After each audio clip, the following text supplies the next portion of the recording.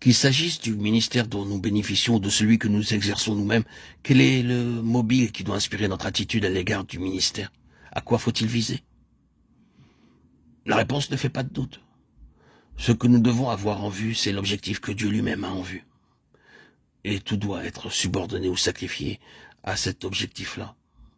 Or, l'objectif de Dieu, c'est notre conformité à son Fils. Jusqu'à quel point le ministère auquel nous nous intéressons est-il calculé avec tout ce qui s'y rattache pour atteindre ce résultat?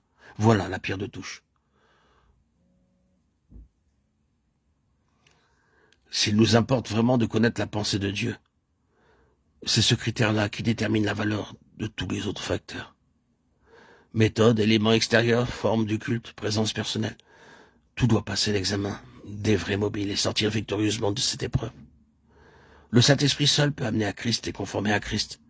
C'est pour cela qu'un ministère n'a de valeur que s'il s'exerce par le Saint-Esprit. Et ce principe ne s'applique pas à notre ministère personnel seulement. Il doit nous influencer dans ce que nous acceptons en fait de ministère et inspirer notre choix quand nous voulons nous-mêmes entendre la parole de Dieu. Sommes-nous vraiment édifiés dans notre foi en Christ? Ce que nous recevons tend-il vraiment à le faire grandir en nous? Est-ce bien Christ qui se trouve imparti par le Saint-Esprit à notre être intérieur? S'il n'en est pas ainsi, nous perdons notre temps et, pour intéressante et documentée que soit la prédication, il lui manque le principal. L'œuvre de Dieu ne se fait pas et son but est manqué. Le même critère doit être appliqué aux relations qui unissent les enfants de Dieu les uns aux autres.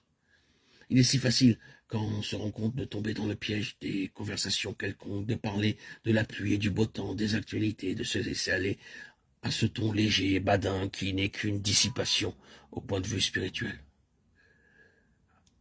Puis, quand le temps a passé, on réalise que le cœur crie famine et qu'on a négligé le seul pain qui eût pu le nourrir, à savoir Christ. Les relations entre enfants de Dieu devraient tendre à l'édification mutuelle, chacun se faisant un devoir de faire partager aux autres ce qu'il peut posséder de Christ. Hébron est le lieu où le peuple éleva David à la royauté et festoya pendant plusieurs jours dans une joyeuse intimité.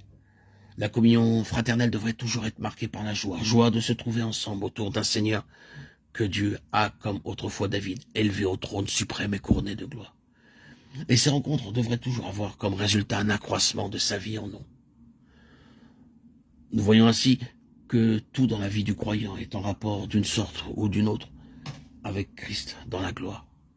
Cette relation affecte notre vie pratique et cela dès le premier pas dans la vie spirituelle. L'union avec Christ n'est pas autre chose dans sa nature qu'une activité constante du Saint-Esprit pour nous conformer à son image. Et cette activité porte sur l'ensemble du corps de Christ, autant que sur chaque membre individuellement.